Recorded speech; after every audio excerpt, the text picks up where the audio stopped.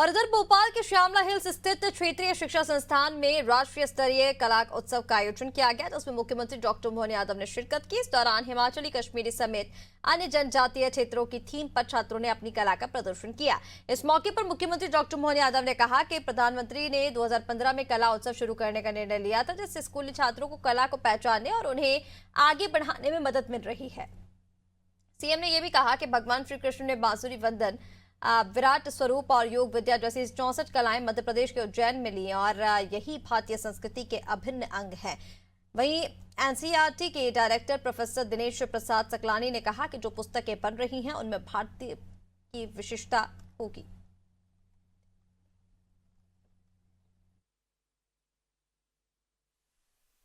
हमारे देवी देवताओं को भी अगर देखें तो मुझे इस बात का गर्व है कि भगवान कृष्ण कंस को मारने के बाद भी अगर शिक्षा ग्रहण करने आए तो मध्य प्रदेश की धरती पे आए, महर्षि सांदीपनि आश्रम में उनने अपना शिक्षा अध्ययन का काल पूरा किया। और कलाओं में भी 64 कला, 14 विद्या, अगर इस सब में कोई निष्णात हुआ है तो वो एक ही नाम है, जिनको जीते जी श्री कृष्ण वंदे जगत गुरु, जिनको जीते जी शिष्य को गुरु के समान दर्जा अगर मिला तो अपनी इस गुरुकुल पद्धति के माध्यम से मिला। और हमने सबने देखा कि अपने जीवन काल में भगवान कृष्ण के माध्यम से उनने अपने जीवन के विविध पक्षों को विविध समय अलग अलग प्रकार से जिया। हम उनकी एक कला बांसुरी वादन में देखते हैं, उसका आनंद हमको आता है। योग विद्या के माध्यम से वो सुदर्शन चक्र धारण करते हैं, वो एक रूप ध्यान में आता है। विराट स्वरूप की बात भी जब कही जाती है, या महाभारत के उस भीषण युद्ध में उनकी अपनी दक्षता के बलबूते पर ये एक ऐसा पक्ष आता है जो अपने जीवन काल में विद्या और कला दोनों का संयुक्त प्रकटीकरण है। वो संयुक्त प्रकटीकरण कैसा है, हम सब जानते हैं कि भगवान कृष्ण ने एक बार जो आया है उसको जाना है, और आने के जाने के क्रम में हमारे बीच प्रत्येक जिंदगी का एक एक लम्हा, एक एक समय उतना ही महत्व का है। हमारे लिए एक नहीं, ऐसे अनेक उदाहरण उनके बलबूते पर हमारे माध्यम से, भगवान कृष्ण के माध्यम से दिखते हैं। आपके यहाँ पर भी इस कला उत्सव के माध्यम से आपने भी वो सारी व्यवस्थाओं को जोड़ने का प्रयास किया, माननीय मोदी जी के माध्यम से।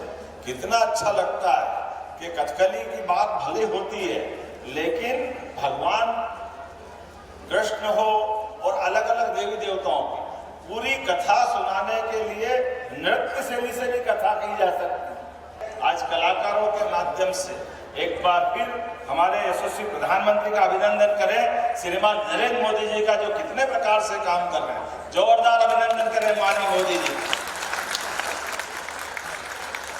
मध्य प्रदेश और भोपाल के लिए गौरव का विषय है कि राष्ट्रीय कला उत्सव के माध्यम से पूरे देश के वो होनहार बच्चे जो आर्ट, क्राफ्ट, संगीत, नृत्य, अलग अलग विधाओं में जो बच्चे अपना कौशल दिखा पाते हैं, उनको एक प्लेटफॉर्म मिला है। और भोपाल की धरती पर उन बच्चों का स्वागत करते हैं।